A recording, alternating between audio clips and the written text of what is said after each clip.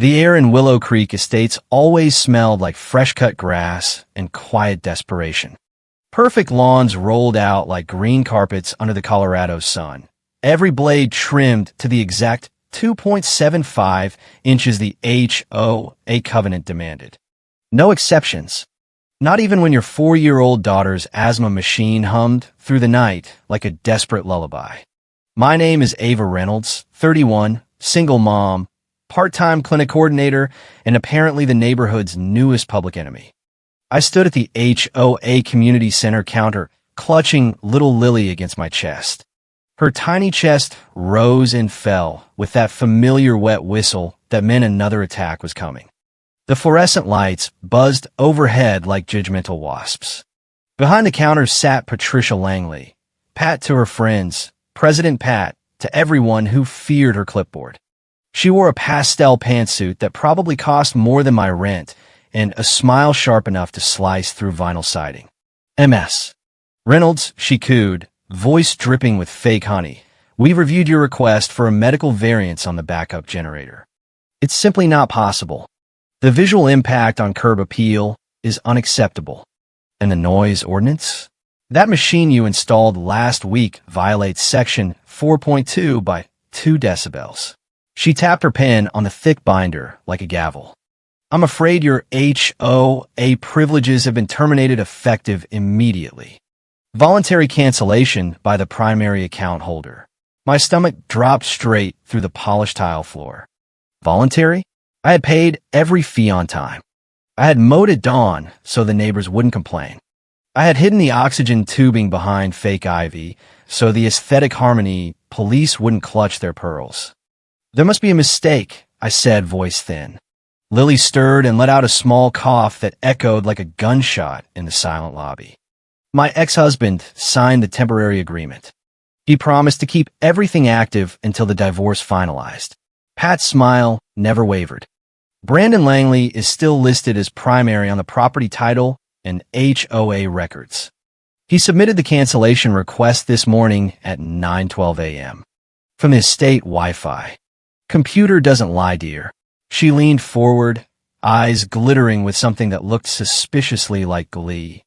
Cash price for emergency reinstatement and generator removal permit is $2,430. Otherwise, the lien process starts tomorrow. You understand property values. I felt the line behind me shifting. 3 perfectly coiffed Karens in yoga pants pretended to study the bulletin board, but their ears were practically twitching. I slid my debit card across the counter with trembling fingers. The reader buzzed once, twice, then delivered the cheerful little declined animation that felt like a slap. Lily's wheeze grew louder in the silence. I wiped the chip on my jeans like some desperate ritual and tried again.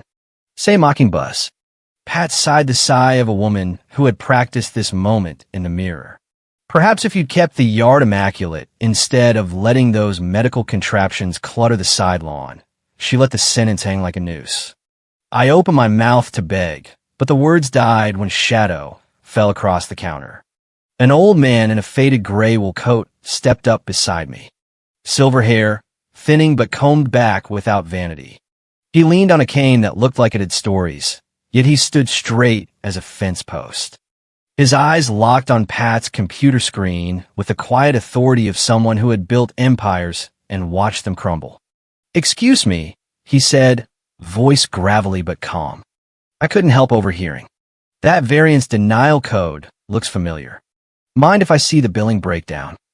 Pat blinked, the first crack in her porcelain mask. "Sir, privacy protocols. Just the code, ma'am. I know the covenant language better than most." He didn't raise his voice. He didn't need to. The air in the lobby thickened. Pat hesitated, then angled the screen slightly. The old man, Elias, I'd learn later, scanned it for 2 seconds and hummed low in his throat. Section 7.3, Emergency Hardship Override. Interesting choice to block it at the PBM level. Pat's fingers froze on the keyboard. "Who are you?" He didn't answer her. He simply placed one weathered hand flat on the counter and leaned in. Open the override screen. Bypass adjudication. Put it under emergency medical protocol. 0 fee. His whisper was so quiet I barely caught the words, but Pat's face drained of color faster than cheap foundation in rain. She grabbed the phone like it was on fire. Mr. Langley? Yes, now. There's a gentleman here who he gave me a name. She whispered something into the receiver, shielding her mouth. The silence on the other end was deafening. When she hung up, her voice came out a squeak.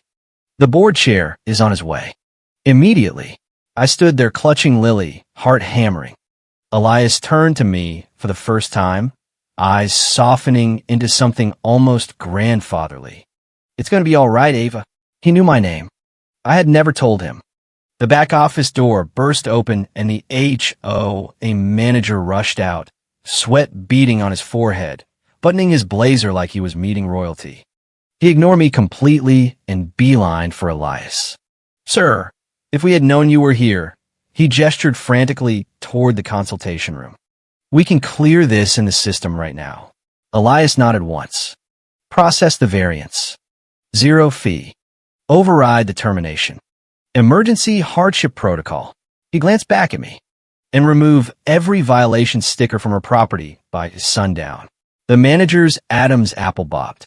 But sir, corporate sign-off. You have corporate sign-off, Elias said quietly. The door clicked shut behind them. I was left at the counter with Pat, who now looked like she'd swallowed a lemon whole.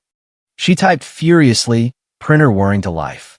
A fresh access card and variance approval slid across the counter in a crisp white envelope. You're all set, she muttered, eyes darting to the closed door. No charge. No fine. Lily's wheeze quieted as I clutched the envelope like it was oxygen itself. I turned to leave, legs jelly. Through the small window in the consultation room, I caught a glimpse. Elias standing tall, the manager slumped in his chair with his head in his hands. Outside, the Colorado wind bit at my face, but for the first time in weeks the knot in my chest loosened. I had the approval. I had the generator. But as I strapped Lily into her car's seat, one question burned hotter than the sun on the perfect lawns. Who the hell was that man? And why did the entire HOA board tremble at his name? The drive home rattled with the same questions that had haunted me for 18 months. My old sedan's heater wheezed almost as loudly as Lily. The bottle, no, the variance envelope, sat on the passenger seat like a miracle wrapped in HOA letterhead. 18 months ago, I had married Brandon Langley in a ceremony so perfect it could have been staged for a real estate brochure. Willow Creek Estates had seemed like paradise then. Heated driveways, community pool that sparkled like a jewel, and neighbors who smiled with teeth that cost more than my entire wardrobe. Brandon had swept me off my feet the way only a man who worked in high finance could. Aggressive confidence disguised as stability. His mother, Patricia, had welcomed me with the kind of polite smile that felt like a scalpel disguised as a hug. The first dinner after the honeymoon had set the tone. We sat at their long dining table under crystal chandeliers while Pat studied my department store dress like an anthropologist discovering a new species. It's so refreshing that Brandon chose someone so grounded, she'd said, sipping wine that probably cost more than my car. Most men in his position want a wife who understands the complexities of social obligations. But Brandon, he wanted a project. I'd smiled through the bile, telling myself she was protective. I was organized. I was smart. I could learn the rules. Then Lily was born. For a few golden months, everything felt possible. Even Pat seemed thawed by the tiny pink bundle.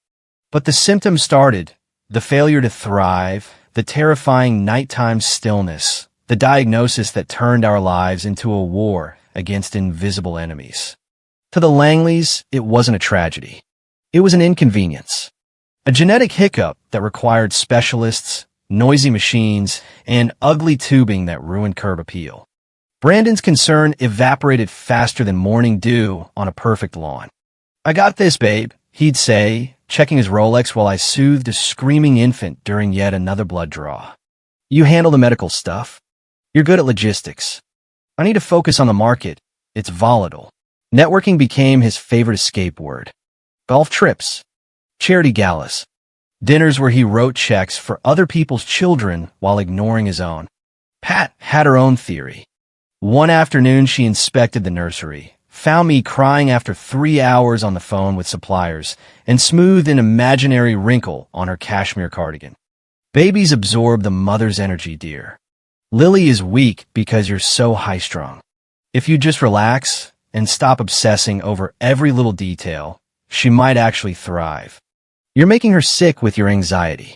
It was breathtaking, gaslighting wrapped in pearls.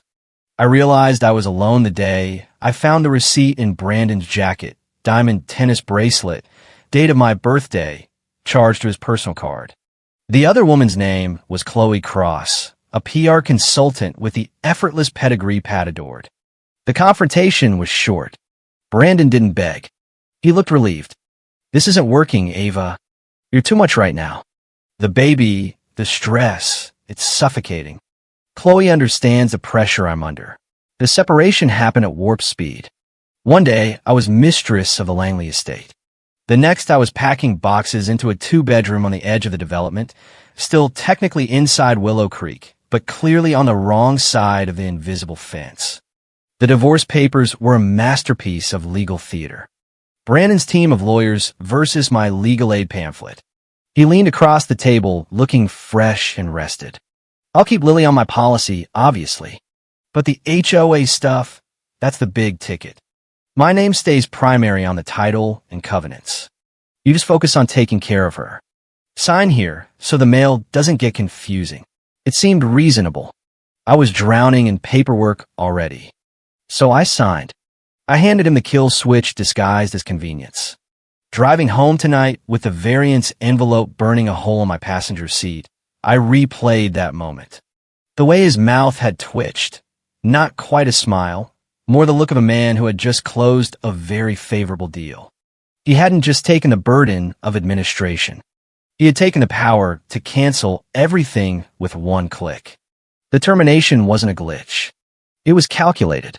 He was manufacturing evidence of neglect so he could petition for full custody and ship Lily off to a nanny while he played heroic single dad at networking events. My phone buzzed. A text from Brandon. Got the updated custody schedule? My lawyer sent it.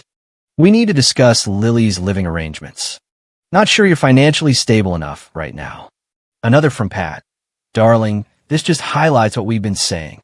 The paperwork is too much for one person. Perhaps it's time for a guardianship arrangement regarding her medical care. I pulled into my driveway. Yellow violation stickers plastered every visible surface like caution tape on a crime scene. The generator I'd installed for power outages, Lily's lifeline, was circled in red marker with the words unapproved structure, 72-hour removal. I sat in the dark car, Lily sleeping peacefully thanks to the medicine the variants had just unlocked, and felt the rage crystallize into something cold and sharp. They thought they had checkmated me. They thought I was just Ava Reynolds, the charity case who couldn't keep up with the Joneses. They were wrong about one thing. I was a mother, and they had just threatened my child. The next morning, the gray light filtering through my curtains felt like a warning. I had the variants. I had 29 days of breathing room. But the war was only beginning. My phone felt like a loaded gun in my hand. I dialed Brandon first. He picked up on the second ring, voice clipped. Make it quick, Ava. Board meeting in 10. You canceled the HOA privileges, I said, voice steady despite the tremor in my chest. Lily needs that generator for her machine.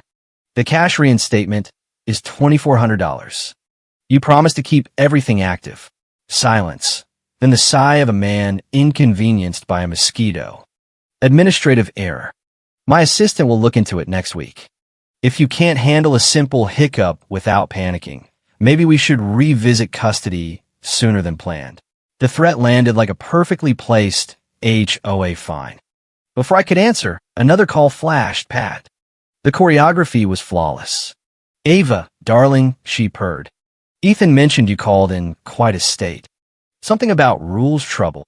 You both know exactly what you did, I said. You're squeezing me. Medical power of attorney? Over my dead body. Her laugh tinkled like breaking crystal. Pride is an expensive luxury when you're fighting liens on a coordinator's salary. Think about Lily. I hung up and opened my laptop. The HOA portal loaded slowly. There it was, termination request, 9:12 a.m., IP address traced straight to the Langley estate. Not a mistake. Someone had sat in that mansion sipping coffee and clicked the button that endangered my daughter. I called the HOA office back. The manager's voice shook. After you left, corporate locked the file. Marked as restricted. Suspicion of fraudulent utilization. Cash price just jumped to $4,000. And the gentleman who helped you? They wiped the security footage. Ava, be careful. These people play for keeps. I bundled Lily into the car and drove to my old clinic. Dr. Evans listened, face grave. I can write a letter of medical necessity. But if they've locked the portal from inside, I'm shouting into a void. A nurse pulled me aside in the hallway. Last week, a man, claiming to be family representative, called asking for your daughter's records. Laughed when I said we needed consent. Said, don't worry, we'll have the whole file soon enough. I drove home in a daze. The sun was setting, painting the perfect lawns in bruised colors. It wasn't about money anymore.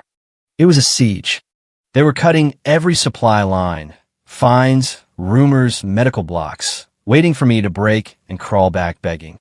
I locked the door, deadbolt clicking like a prayer, and fed Lily while counting the drops like diamonds. 28 days left. A soft knock at the door made me jump. 3 gentle taps. Through the peephole, I saw the gray coat. Elias Thorne stood in the hallway, holding a brown paper bag of diapers and a Tupperware of homemade soup. May I come in? He asked. I let him inside because after yesterday the word stranger had lost all meaning. He set the bag on the table and looked around my small living room without judgment. Who are you? I whispered. Not just your name. How did you do that yesterday? Why are you here? Elias folded his coat neatly and pulled an old yellowed envelope from his flannel shirt. Inside was a faded Polaroid, my mother laughing on a dock, arm around a younger version of the man standing in my kitchen. On the back, in her handwriting, Dad and me, Lake Geneva, 1995. Below it, a note to me. If they ever block you, find him. Find a grandfather. The room tilted. Mom told me you left. She said you died. Elias's face crumpled with decades of grief.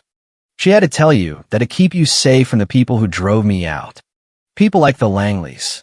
He explained the deal 30 years ago. My mother young and in trouble, a social worker named Patricia Vance before she married into Langley money, convincing her to cut ties completely for probation instead of prison. She separated me from your mother to clear the board. When you married Brandon, she must have been terrified. Because you, Ava, are the sole heir to the Thorne estate. I built this entire subdivision. I wrote the original covenants. And for 20 years, I've watched from the shadows, barred by the agreement I signed to protect your mother. He took my hand. You're not fighting Brandon and Pat with a checking account and a prayer. They think they terminated a single mom's privileges. They have no idea they just declared war on the man who owns the foundation under their perfect little kingdom. His smile was slow and wolfish. Eat the soup. Get some sleep. Tomorrow we're going back to that office. But this time we're not asking for an override. We're auditing them. And then I'm going to remind Patricia Langley that while she might run the board, I own the deed to the entire street. The soup was warm, but the story Elias told me chilled the blood in my veins. For 31 years my life had rested on a lie. My mother the struggling saint, my grandfather the ghost who vanished. I had grown up terrified of needing anyone because the lesson was drilled deep. Men leave, fathers disappear. That fear had made me sign papers without reading them, had made me try to be perfect for the Langleys. Elias sat across my tiny kitchen table, hands clasped, voice low. Your mother told you I moved to Florida and never looked back. She told you that because the case manager, Patricia, convinced her I was toxic. That cutting me out completely was the only way the court would show mercy. He looked up, eyes flint hard. Patricia Vance. She married into the Langley fortune 5 years later, but it's the same woman. She knew who you were the day Brandon brought you home. She knew if I was in the picture, she couldn't control the narrative. So she separated us again, this time through your marriage. I stood up pacing. Why? I'm nobody. Elias laughed, dry and humorless. You're not nobody, Ava. You're the heir to everything I built here. I don't have galas or press releases, but I spent 40 years creating systems that protect people, and the last 20 watching you from afar. He pointed to the photo. I didn't know about Lily until 3 days ago. When I saw the alert in the system, the same system I designed, I knew they were doing to you exactly what they did to your mother. Squeezing you until you felt small, until you felt you had nothing. His hand covered mine. You're not alone anymore. They think they cut off your supply line. They have no idea. They just woke the man who wrote the rules they're trying to twist. He stood, cane tapping once on the linoleum. Tomorrow morning we audit. We find who signed that cancellation. And then we remind the Langley family that while they may own the houses, I own the ground beneath them. The next weeks blurred into a quiet storm of preparation. Elias moved like a ghost through the neighborhood, pulling old covenants, financial records, and security logs no one knew existed. I played the part of the defeated single mom, mowing at dawn, apologizing profusely at every board meeting, letting the yellow stickers stay up just long enough to be photographed. Pat grew bolder. Neighborhood chat groups lit up with anonymous posts about certain residents whose medical clutter was destroying property values. Brandon's texts grew more threatening. My lawyer says the court will look favorably on stability. Lily needs consistency, Ava, not chaos. I smiled at every HOA inspection, nodding while Pat measured my grass with a laser level and clucked about the eyesore generator. Inside, I was collecting every email, every timestamp, every voice recording Hannah, the private investigator Elias hired, captured of Pat laughing about teaching that girl a lesson in community standards. The dark humor of it all kept me sane. Here was a woman preaching family values, while her son canceled the power source that kept his own daughter breathing. She'd fine me for a visible extension cord, but ignore the fact that Lily's machine kept her alive. Property values above all, she'd say with a straight face while a child wheezed 10 feet away. It was almost funny. Almost. Elias came every evening with soup and updates. They embezzled HOA funds into a shell account, he'd say quietly. Selective enforcement on families with special needs. ADA violations stacked like cordwood. We have it all. The night before the annual Willow Creek Gala, the black tie event where Pat would be honored as Community Guardian of the Year, he laid the binder on my table. You ready? I looked at the evidence. IP logs, deleted footage, timestamps, bank transfers, audio of Pat directing the fraud flag. I nodded. I'm ready to burn it all down. The Gala ballroom sparkled like a lie. Crystal chandeliers, ice sculptures, donors in tuxedos toasting to neighborhood harmony. I wore the simple black dress Elias had suggested. Nothing flashy, just enough to blend until the right moment. Pat glided through the crowd in silver sequins, pearls gleaming, accepting compliments like tribute. We serve the most vulnerable, she announced from the podium, voice warm and modulated. No child should be denied care because of circumstances. Health is a human right. The hypocrisy was so thick I could taste it. She was literally wearing the jewelry bought with money siphoned from families like mine. Brandon took the stage next, Crystal Award in hand. When I look at my daughter Lily, he said, voice catching with practiced emotion, I'm reminded why we do this. Being a father changed me. I almost laughed out loud in the silence. Hannah, seated at my table near the service door, kicked me gently. He's literally confessing the mechanism, she whispered, phone already recording. The MC stepped up. And now a very special announcement. A historic donation of $500,000 from a longtime advocate who wishes to say a few words. The spotlight swept the room and landed on the back doors. Elias Thorne walked in wearing an outdated tuxedo with his gray wool coat draped over one arm. He moved with the cane, but no limp, every step deliberate. The older board members froze. The hospital CEO stood up. A senator dropped his fork. Pat's smile faltered for the first time all night. Elias took the microphone without pleasantries. We write checks. We clap.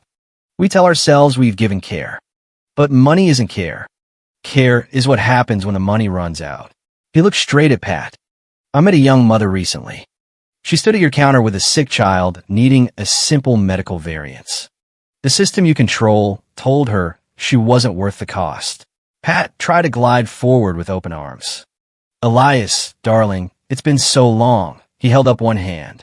Do not touch me, Patricia Vance. The maiden name hit like a slap. The room gasped. Elias clicked a small remote. The projection screen behind the stage flickered from the Gala logo to high-resolution scans of the transaction logs. Termination at 9:12 a.m. IP from the Langley estate. Fraud flag request. Embezzlement transfers. You called it an administrative error, he said, voice dropping to dangerous quiet. I call it crime. Brandon's face went slack. Pat lunged for the microphone. This is a misunderstanding. Elias's voice boomed. Sit down, Patricia. Security didn't move. The $500,000 donor had the room's full attention. He played the audio, Pat's voice clear as day, directing the flag, laughing about teaching the girl a lesson. Hannah stood up, phone high. I'm live streaming to 20,000 viewers right now. Mr. Thorne, can you confirm these documents have been submitted to the Department of Justice? The U.S. attorney sitting at table for suddenly looked very interested in his salad. Elias pointed. Robert, you have jurisdiction over wire fraud across state lines. Robert nodded reluctantly. If those logs are authentic, it's federal. Brandon cracked first. It was her idea, he shouted, pointing at his mother. She said we needed to recoup the divorce losses. Pat spun on him, mask shattering. You spineless worm. You signed every order. They tore into each other in front of the entire neighborhood, voices rising over the clinking of forgotten champagne flutes. The veneer of perfect family cracked, wide open, and the rot poured out for everyone to see. Elias looked out into the darkness until he found me. Ava, stand up. I walked down the aisle, binder in hand. The crowd parted like the Red Sea. I climbed the stage and stood beside him. You spent 18 months telling this woman she was nobody, Elias said to the Langleys. You told her she came from nothing. You forgot who she really is. He tapped his chest. Ava Reynolds is not a charity case. She's my granddaughter. And Lily, the child you tried to weaponize, is the heir to the Thorne estate. The silence was absolute. Pat's hand flew to her mouth. She had attacked her own granddaughter-in-law backed by a fortune 10 times the size of the Langley Trust. I held up the binder. Every email, every log, every threat. I'm giving it to the U.S. Attorney tonight. I turned to Pat. You wanted me at your party. You wanted me to see what real success looks like. I gestured at the live stream, the shocked faces, the ruin of her gala. I hope this feels successful enough for you. Elias wasn't done. He clicked the remote again. Bank records showing the Langley Shell account. ADA violation complaint from 6 other families with special needs children. Selective enforcement data proving Pat had targeted anyone who dared request a medical variance. The hospital board chairman stood up in the VIP box. In light of this evidence, the board suspends Patricia Langley effective immediately. We are severing all ties with the Langley family and initiating a full forensic audit. Security guards moved in. Pat kicked and screamed as they dragged her toward the exit, silver dress bunching, dignity shredding with every step. Brandon tried one last desperate plea, grabbing my hands behind the curtain. Ava, I have money, crypto, offshore. $2 million. Just say it was a misunderstanding. I pulled away and wiped my hands on my dress. I don't want your money. I want a world where men like you can't turn off my daughter's oxygen to balance a ledger. As the FBI agents entered through the main doors, Elias leaned into the microphone one last time. I wouldn't run that way, Brandon. The agents moved in. Handcuffs clicked. The empire crumbled in real time. But Elias was already turning to me. We came here for one thing tonight. The rest is noise. He pulled out his phone. Code blue override. Patient Lily Reynolds. Emergency hardship protocol. Section 4, paragraph B. I am corporate approval. Minutes later, we walked out of the ballroom and straight to the small pharmacy kiosk in the hotel promenade. The pharmacist was waiting with a fresh generator permit and a zero-fee reinstatement card. I took the envelope, fingers brushing the cool paper, and finally let the sob rise in my chest. Outside in the cold Denver night, the valet brought Elias's old truck around. I climbed in, Lily's new access card safe in my lap. "We did good, kid," he said, pulling into traffic. I touched the envelope. Lily was going to be okay. And so was I. The perfect lawns of Willow Creek Estates receded in the rearview mirror, yellow violation stickers already being peeled off by order of the man who owned the ground beneath them. They had tried to bury us under rules and fines. They had tried to suffocate us with community standards. But we had dug our way out with the one thing they could never control: family. And the last sound I heard as we drove into the future was the soft, steady breathing of my daughter, finally free.